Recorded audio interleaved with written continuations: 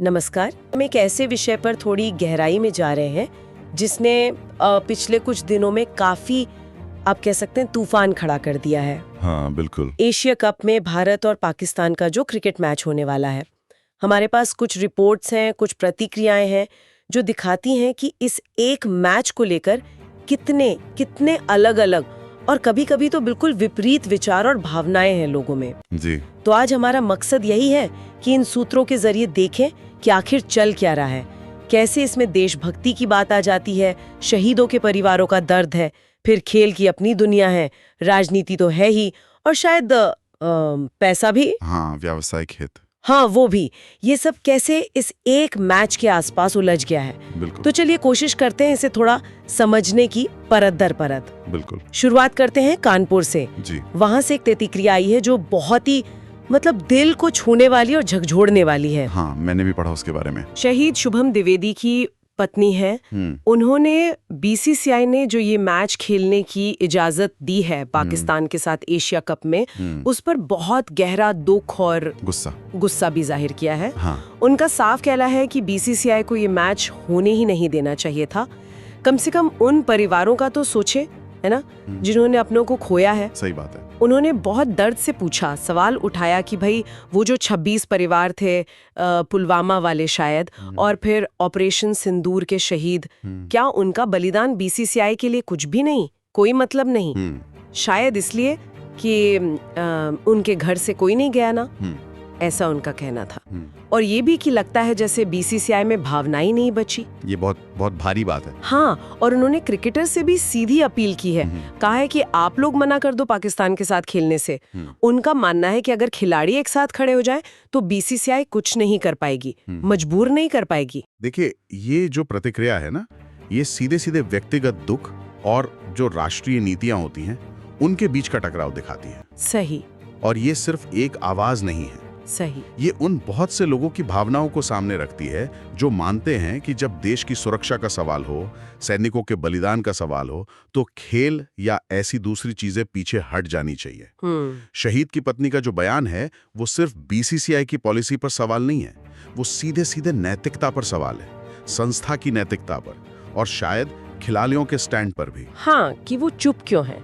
बिल्कुल, कि राष्ट्र पहले है या खेल और उससे जुड़े वो क्या कहते हैं, कमर्शियल इंटरेस्ट्स। ये तो है, और ये इतना संवेदनशील पहलू है, और जैसा होता है ऐसे मामलों में राजनीति भी पीछे नहीं रहती। हाँ, वो तो है ही। महाराष्ट्र से खबर है, सरकार में मंत्री हैं बीजेपी के नीतीश राणे। उन्होंने शिवसेना मतलब उद्धव ठाकरे गुट के नेताओं पर, खासकर आदित्य ठाकरे और संजय राउत पर निशाना साधने के लिए इसी मुद्दे का इस्तेमाल किया।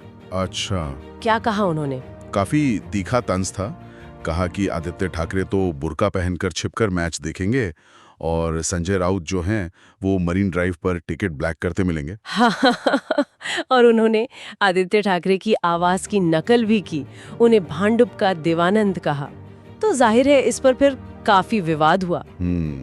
ये दिखाता है कि कैसे ऐसे मुद्दे जो राष्ट्रीय भावना से जुड़े हों या भावनात्मक रूप से संवेदनशील हों, उनको राजनीतिक लड़ाई में हथियार बना लिया जाता है। हाँ बिल्कुल। यहाँ पर खेल भावना या शहीदों का सम्मान वो पीछे छूट गया, फोकस हो गया अपने राजनीतिक विरोधी पर पर्सनल अटैक करना। सही। इस तरह की बयानबाजी से लगता है कि ये मैच अब सिर्फ खेल नहीं रहा, ये एक राजनीतिक अखाड़ा बन गया है, जहाँ एक दूसरे पर कीचड़ उछालने का मौका कोई नहीं छोड़ता। और ये कोई नई बात नहीं है, ऐसे सेंसिटिव मुद्दों का राजनीतिकरण होता ही है अक्सर, वोटरों को अपनी तरफ करने के लिए या विरोधी को कमजोर दिखाने के लिए। और क्रिकेट तो इतना लोकप्रिय है भारत में कि वो आसान निशाना बन जाता है। सही कहा आपने। तो एक तरफ ये व्यक्तिगत दर्द है, दूसरी तरफ ये तीखी राजनीतिक बयानबाजी, और आम लोग क्या सोच रहे हैं। हाँ, जनता का क्या मूड है, वो भी बटा हुआ नजर आ रहा है। हमारे पास जो खबरें हैं, एक तरफ वाराणसी में देखिए, वहाँ क्रिकेट फैंस इकट्ठा हुए और उन्होंने बाकायदा हवन किया भारत की जीत के लिए। अच्छा, हवन? हाँ, पूरे विधि विधान से उत्साह के साथ टीम इंडिया जीते इसके लिए प्रार्थना की। और दूसरी तरफ कानपुर में ही, जहाँ से शहीद के परिवार की आवाज आई थी, वहीं पर AMIM के जो कार्यकर्ता हैं जी, वो सड़कों पर उतर आए। उन्होंने पाकिस्तान के साथ ये मैच खेलने का विरोध किया, प्रदर्शन किया, कहा कि मैच रद्द करो। अच्छा। तो ये दो एकदम अलग तस्वीरें हैं। एक तरफ जीत के लिए पूजा पाठ हवन, दूसरी तरफ मैच के खिलाफ ही विरोध। ये जो कॉन्ट्रास्ट है ना, ये समाज में जो विभाजन है इस मुद्दे पर, उसे साफ दिखाता है। हाँ, कि एक ही घटना को लोग कितने अलग अलग नजरिए से देख रहे हैं। बिल्कुल कुछ के लिए ये खेल है, राष्ट्रीय गौरव की बात है, अपनी टीम को सपोर्ट करना है, बिल्कुल। शायद रोजमर्रा की टेंशन से थोड़ा ध्यान बटाने का तरीका भी। उनके लिए जीत जरूरी है। हाँ, लेकिन एक बड़ा तबका है जो इसे नैतिक रूप से गलत मान रहा है, राजनीतिक रूप से गलत मान रहा है। हाँ, उनके लिए उस देश के साथ खेलना जिस पर वो आतंकवाद फैलाने का आरोप लगाते हैं, वो शहीदों का अपमान है, राष्ट्रीय नीति के खिलाफ है। सही। तो ये दिखाता है कि भारत पाकिस्तान क्रिकेट कभी सिर्फ क्रिकेट होता ही नहीं है। इसमें इतिहास, राजनीति, राष्ट्रीय पहचान, व्यक्तिगत भावनाएं, सब कुछ घुल मिल जाता है। इसीलिए रिएक्शन इतने तीखे होते हैं। बिल्कुल। आपने कहा कि ये सिर्फ खेल नहीं रह जाता, और इसी से वो बड़ा सवाल जुड़ता है जो इस पूरे विवाद की जड़ में है। विपक्ष की तरफ से ये सवाल उठाया जा रहा है, ऐसा हमारे सूत्र बताते हैं। जी, क्या सवाल है? सवाल ये कि अगर सरकार कहती है कि आतंकवाद और पानी साथ साथ नहीं बह सकते, मतलब जिस देश पर आतंकवाद का आरोप है उसके साथ सामान्य रिश्ते जैसे पानी की संधि वगैरह नहीं रख सकते, तो फिर उसी देश के साथ क्रिकेट कैसे खेल सकते हैं? ये तर्क तो काफी समय से चल रहा है। हाँ, तो क्रिकेट और आतंकवाद साथ साथ कैसे? ये सवाल सीधे बीसीसीआई की नीयत पर है, उनकी प्राथमिकताओं पर। जी। पूछा जा रहा है कि क्या बीसीसीआई ये सब बस पैसों के लिए कर रही है? टीवी राइट से जो अरबों रुपए आते हैं, विज्ञापनों की कमाई है, खिलाड़ियों की मोटी फीस है, क्या यही असली वजह है इस मैच के पीछे? मतलब कमर्शियलाइजेशन का एंगल। बॉयकॉट कर दिया था सिर्फ इसलिए कि वो भारत में हो रहा था। अच्छा, ये भी हुआ था? हाँ, तो आलोचक पूछ रहे हैं कि भाई अगर पाकिस्तान अपने कारणों से बॉयकॉट कर सकता है तो भारत क्यों नहीं?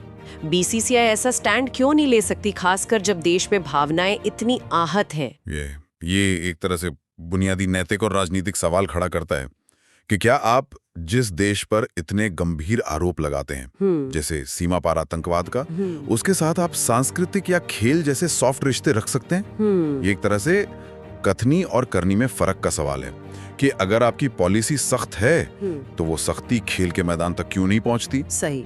और पाकिस्तान के हॉकी बॉयकॉट का उदाहरण इसीलिए दिया जा रहा है कि देखो, वो अपने स्टैंड पर कायम रहे तो हम क्यों नहीं? और बीसीसीआई की मंशा पर सवाल उठाना, वो असल में एक खेल का जो बढ़ता हुआ व्यावसायीकरण है, हाँ। और जो राष्ट्रीय भावनाएं हैं उनके बीच का जो तनाव है उसे दिखाता है। क्या पैसा इतना जरूरी हो गया है कि वो राष्ट्रीय सम्मान, शहीदों की भावनाएं, सुरक्षा चिंताएं, इन सब पर भारी पड़ जाए? ये सवाल थोड़ा असहज करता है। बिल्कुल, ये बहुत बड़ा नैतिक सवाल है, लेकिन इस पूरे बहस और इन आरोपों और अपीलों के बीच सरकार का, या कहें कि खेल मंत्रालय का भी एक पक्ष है जिसका जिक्र है सूत्र में। अच्छा, सरकार का क्या कहना है इस पर?